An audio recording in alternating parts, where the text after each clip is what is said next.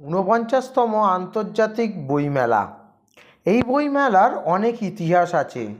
সেই ইতিহাসের মাঝখানেও জনবার্তার যে স্টল তা কিন্তু অত্যন্ত সুন্দরভাবে সাজিয়ে তুলেছে জনবার্তার সমস্ত কর্মীরা। জনবার্তার এই স্টলে নেতা মন্ত্রী থেকে শুরু করে সমর্থকদের ভিড় প্রচুর। সেই জনবার্তার স্টলে এসে কি বললেন একের পর এক আমন্ত্রিত অতিথি, শুনুন আপনারা।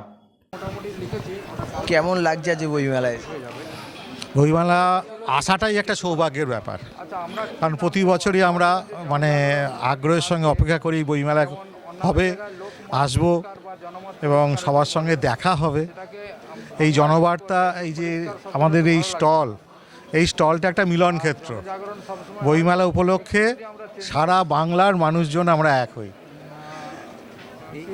এই যে এখানে যে বই রয়েছে, সেই বই থেকে মানুষের কাছে কি স্পেশাল বই আছে যেটা বার্তা পৌঁছাবে মানুষের কাছে? একটা বার্তাই পৌঁছবে যে তুমি দেশকে জানো, ভারতবর্ষকে চেনো, ভারতবর্ষের মনীষীদের চেনো, ভারতবর্ষ কি শিক্ষা দেয়, কি আদর্শ, ভারতবর্ষের ধার্মিক চিন্তাভাবনা, ভারতবর্ষের রাজনৈতিক কী চিন্তাভাবনা, তার একটা গাইডলাইন এই আমাদের এই লেখকদের বই থেকে সব পাওয়া যাবে। আরও দু তিনটা বিষয়, এই যে হিন্দু সমাজকে নতুন করে জাগানোর যে একটা ব্যাপার হয়েছে, সেখানে কোনো জাগরণের কোনো বার্তার কোনো স্পেশাল বই আছে আপনাদের বুক স্টল? স্পেশাল বই দেখুন, যে সমস্ত লেখকদের আমাদের বই আছে, এই বইগুলো কিন্তু আজকে নতুন লেখা নয়, বহু পুরনো লেখা।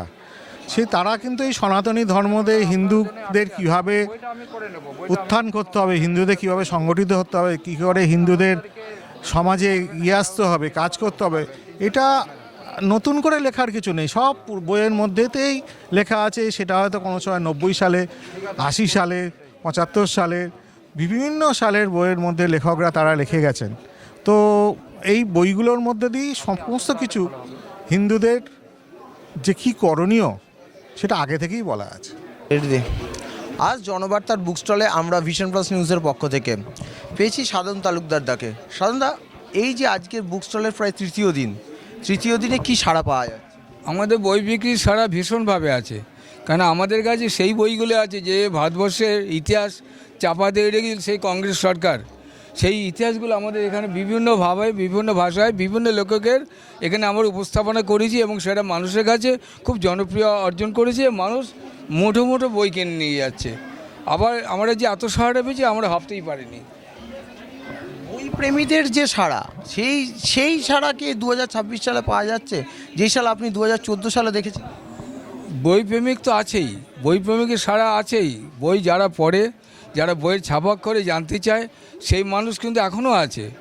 ভিড় যেমনভাবে উপচে পড়েছে, শুধু খাবার ভিড় কথা বলে অনেকে খাবার ভিড় বলে একটা বাজে কথা বলে। মানুষ ঘুরতে ঘুরতে ক্লান্তি হয়, চা পানি কিছু খেতেই পারে, কিন্তু তা নয়। বই কেনার জন্য মানুষ এখনও আকুণ্ঠভাবে তারা পিপাসু, ভারতকে জানার, পৃথিবীকে জানার, দেশকে জানার, মানুষকে জানার। এখানে ভীষণভাবে বই প্রেমিক সারা ভারতবর্ষের পৃথিবীময় এখানে তো এসে জড়ো হয়েছে এই কলকাতা আন্তর্জাতিক বইমেলায়, আমাদের ভারতীয় জনবার্তাতেও। এখানে কি এমন স্পেশাল বই আছে যে বইটা মানুষকে জাগরণ করবে এবারে 26-এ? হিন্দু জাগরণ, হিন্দুর চেতনা, বন্দে মাতরম, যা দীর্ঘ 150 বছর ধরে যে কংগ্রেসের বঞ্চনায়, কংগ্রেসের করালে মুক্তি পায়নি, যেটা মোদিজি এবং সুপ্রিম কোর্টের মাধ্যমে বন্দে মাতরম ফুল গানটা আমরা গাইতে পাচ্ছি, গাইতে খাওয়ার অধিকার দেওয়া হয়েছে এবং তার মর্মটা আমরা বুঝতে পেরেছি, যেটা আমরা বুঝতে পারতাম না, তাই উপস্থাপনা আমাদের এখানে হয়েছে। আমরা কথা বলে নিলাম এই বুক স্টলে এসে, এবং এই যে বুক স্টলে যা বই আপনারা দেখতে পাচ্ছেন, সেই বই কিন্তু মানুষকে জাগরণের দিশা দেখাবে। আন্তর্জাতিক 49তম বইমেলায় উপস্থিত হয়েছি জনবার্তার স্টলে। একে একে কথা বলে নিলাম এক একজন আহ্বায়ক থেকে অতিথি। বই নিয়ে যে বার্তা পশ্চিমবাংলার মানুষের মুখে যে যাওয়ার কথা, মোবাইল থেকে সরে এসে বইয়ের প্রতি ভালোবাসা আনার জন্য কোন দিকে দিশা রাখতে হবে, তাই নিয়েই কিন্তু বললেন প্রাপ্ত সাংসদ দেবশ্রী চৌধুরী।